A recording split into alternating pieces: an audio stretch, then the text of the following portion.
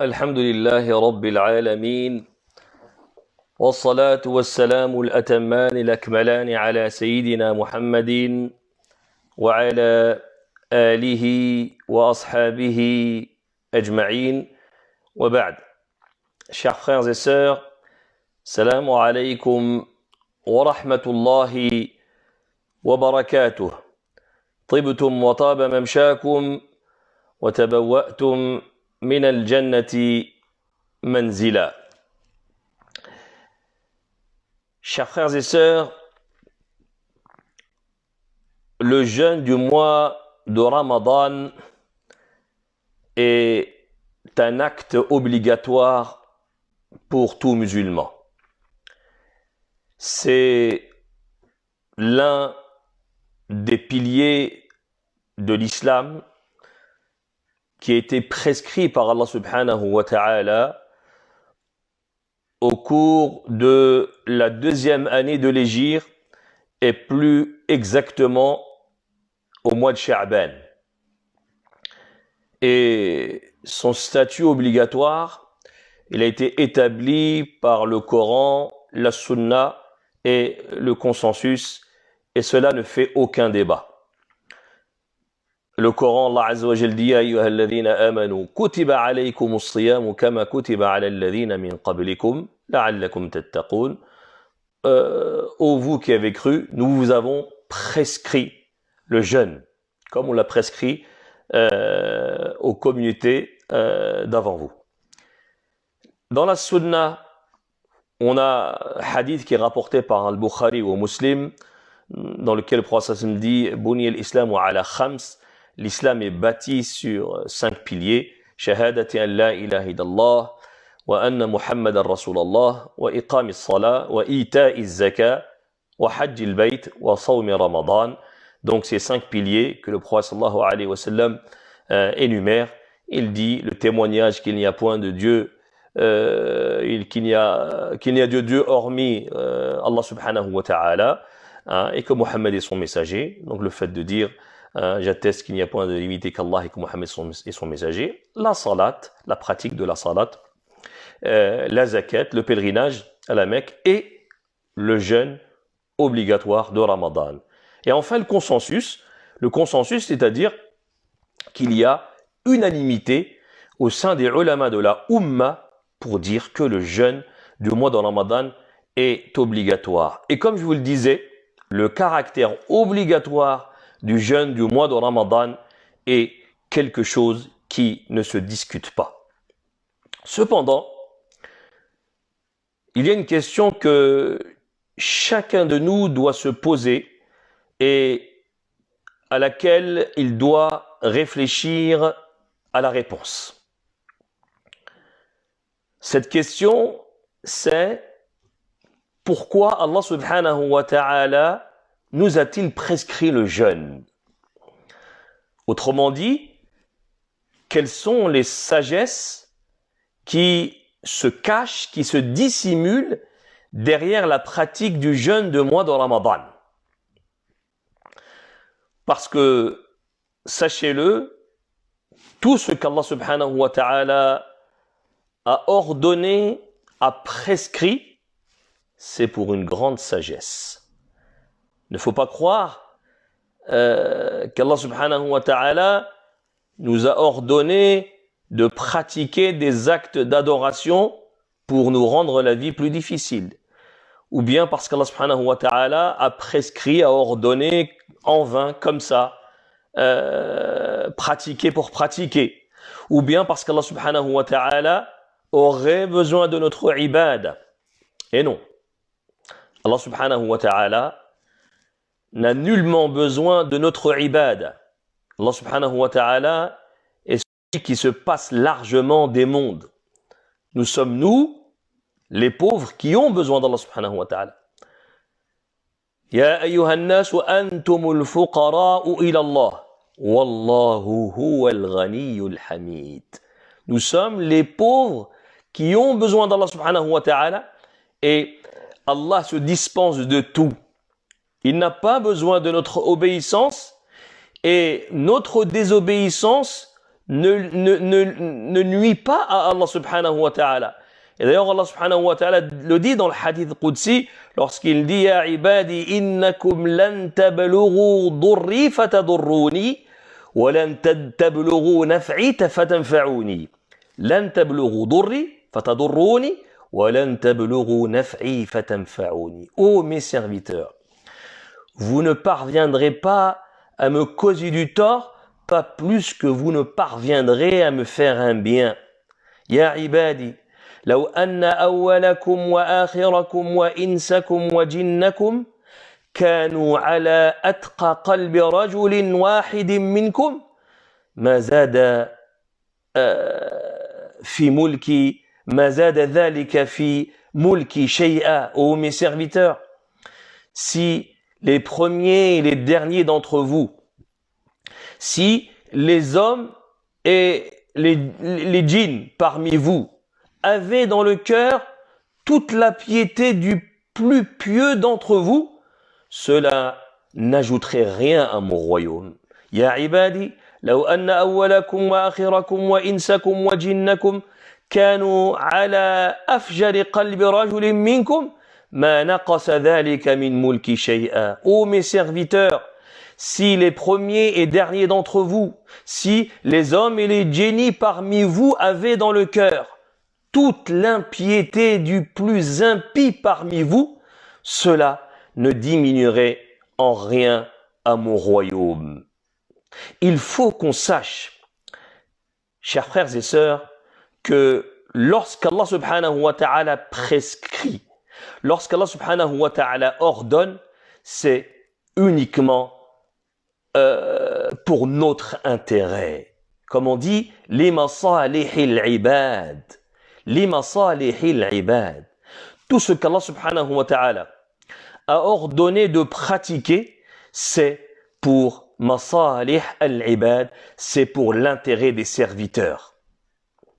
Et d'ailleurs, cette science, car c'est une science, elle est appelée par les ulama fiqh al-maqasid al-shar'iyya, la jurisprudence des finalités de la législation islamique, la jurisprudence des finalités de la loi. Et c'est ça qui va faire la différence dans la pratique cultuelle entre celui qui comprend les finalités de la religion et celui qui ne les comprend pas. Prenons l'exemple de la salat, la prière. Celui qui connaît les finalités de la prière, il va faire cette prière avec conviction. C'est-à-dire qu'il sait pourquoi Allah subhanahu wa ta'ala lui ordonne de prier. Donc, il comprend le sens de la prière et il prie tout en étant convaincu, et donc il va profiter de cette prière. Cette prière va laisser des traces en lui. Tandis que celui qui prie parce qu'il a vu ses parents prier, comme on dit, il prie par héritage. Et lorsqu'il a ouvert les yeux, il a vu ses parents prier, donc il s'est mis à prier. Donc, en quelque sorte, c'est une prière par héritage. Donc il prie sans forcément comprendre pourquoi Allah Azza wa Jalla lui a ordonné de prier. Donc, il prie en n'étant pas convaincu. Et celui qui ne prie en n'étant pas convaincu, celui qui prie sans vraiment comprendre pourquoi il prie, qu'est-ce qu'Allah Azza wa Jalla veut de lui à travers cette prière, bien entendu, il ne pourra pas profiter de cette prière, et cette prière ne va pas laisser de traces positives en lui. Et c'est pour cette raison que les ulama accordaient énormément d'importance à cette science, qu'on appelle la science des finalités de la législation musulmane. L'imam Ibn Taymiyyah, rahmatullahi alayhi, qu'Allah lui fasse miséricorde, a dit: Man fahima hikmat al-shari'i kana huwa al-faqih haqqa. Il dit: quiconque comprend la sagesse du législateur, c'est lui le vrai juriste. Donc, je rappelle la question, chers frères et sœurs, que j'ai posée au début, c'est pourquoi Allah subhanahu wa ta'ala nous a-t-il prescrit le jeûne? Pourquoi on doit s'abstenir de manger, de boire et d'avoir des rapports charnels pendant les journées de Ramadan? Autrement dit, quelles sont les sagesses qui se cachent, qui se dissimulent derrière la prescription du jeûne? Eh bien, sachez, chers frères et sœurs, dans un premier temps que ce n'est pas une sagesse, mais plusieurs sagesses qui se cachent derrière la prescription du jeûne.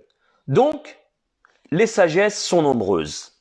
Mais, il semblerait que la plus noble de ces sagesses soit ce qu'Allah subhanahu wa ta'ala a lui-même mentionné dans le verset qui rend le jeûne du mois de Ramadan obligatoire.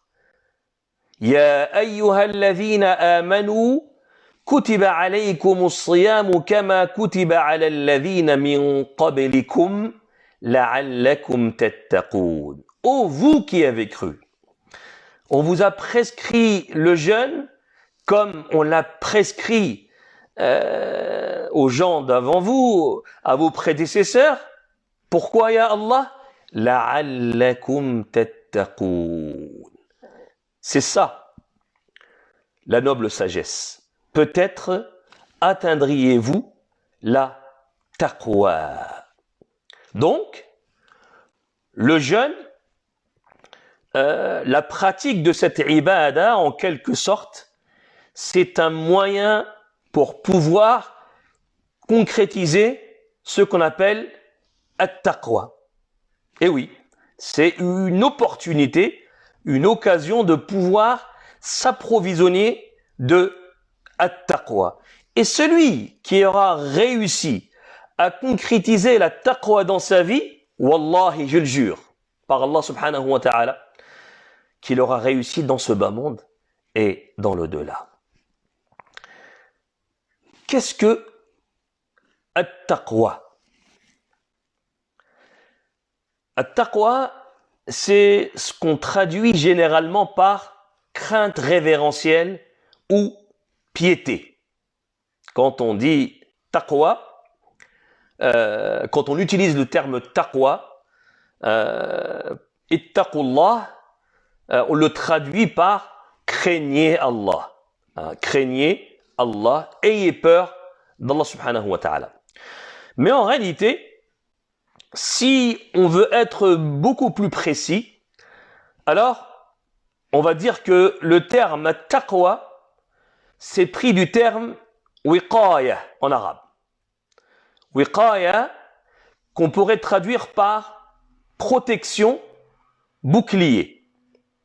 Wiqaya, c'est tout ce qu'on utilise pour se protéger, pour se mettre à l'abri d'un mal quelconque qu'on craint. D'où le bouclier.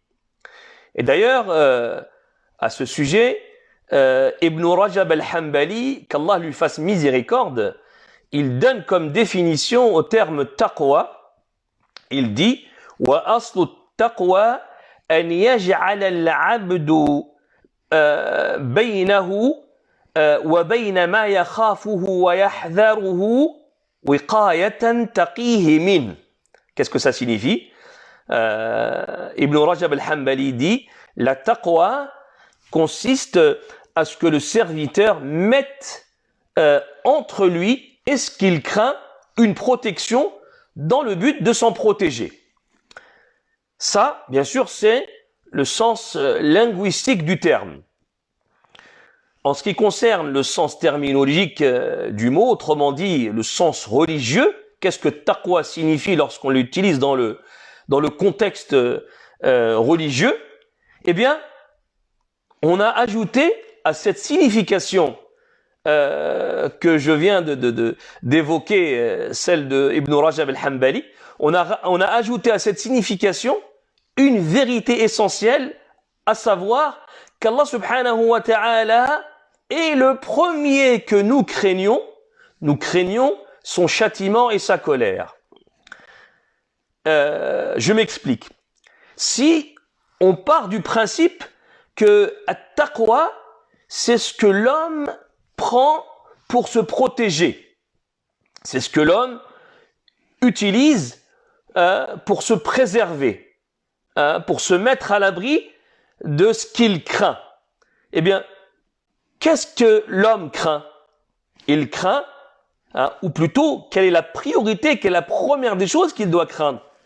Le châtiment d'Allah subhanahu wa ta'ala et sa colère.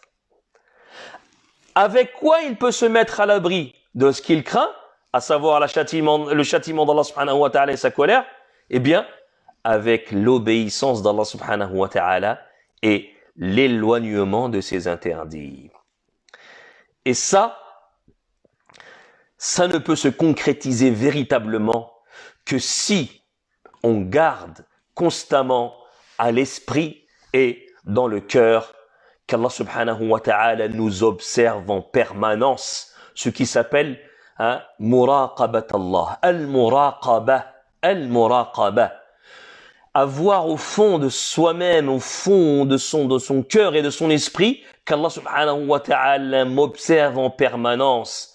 Et c'est ça, taqwa Allahi, en quelque sorte. Maintenant, essayons de comprendre quel est le lien entre at-taqwa et le jeûne de Ramadan. Pourquoi Allah subhanahu wa ta'ala dit qu'il nous a prescrit le jeûne afin, dans l'espoir, d'atteindre la taqwa. En quelque sorte, à quel moment la taqwa se manifeste dans la pratique du jeûne? Eh bien, c'est simple. Le musulman, tout au long de l'année, il a des habitudes quotidiennes auxquelles il s'est accoutumé, il s'est adapté. Le matin, il se lève, il prend son petit déjeuner. Le midi, il déjeune. En fin d'après-midi, c'est le goûter. Et à n'importe quel moment de la journée, il peut prendre une boisson pour se rafraîchir. Il peut boire un café, il peut boire un thé. Tout ça, ce sont des habitudes, des manières auxquelles l'individu s'est habitué. Mais dès lors que Ramadan arrive, dès lors que Ramadan fait son apparition, eh bien, cet individu abandonne toutes ses habitudes, il abandonne toutes ses manières. Pourtant, c'est des choses qu'il avait l'habitude de faire. Mais dès lors que Ramadan arrive, il renonce à toutes ses habitudes.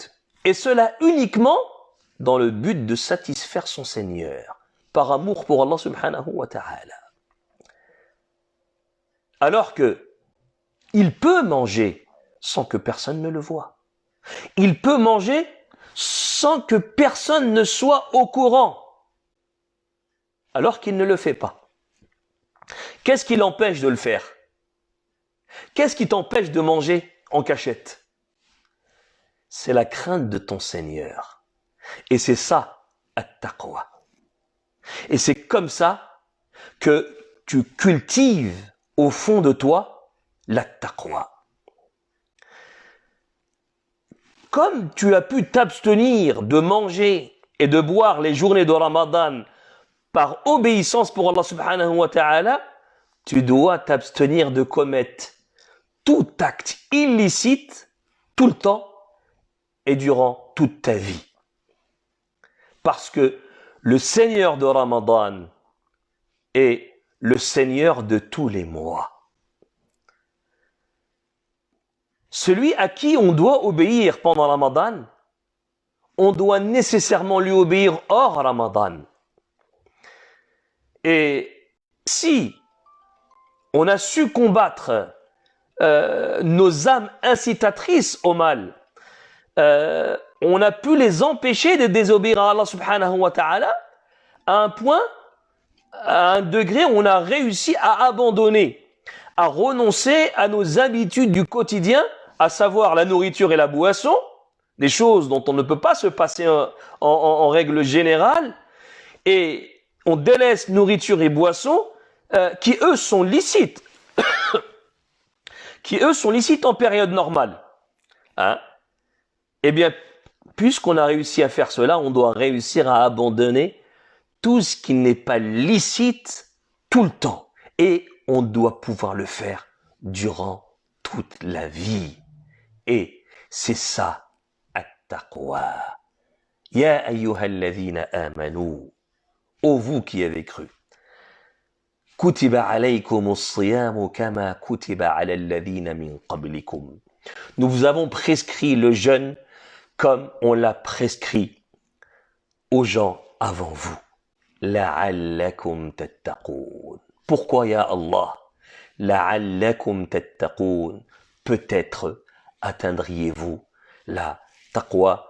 أسأل الله عز وجل أن يجعلني وإياكم من المتقين وصل اللهم وسلم وبارك على سيدنا محمد وعلى آله وأصحابه أجمعين وآخر دعوانا أن الحمد لله رب العالمين السلام عليكم ورحمة الله وبركاته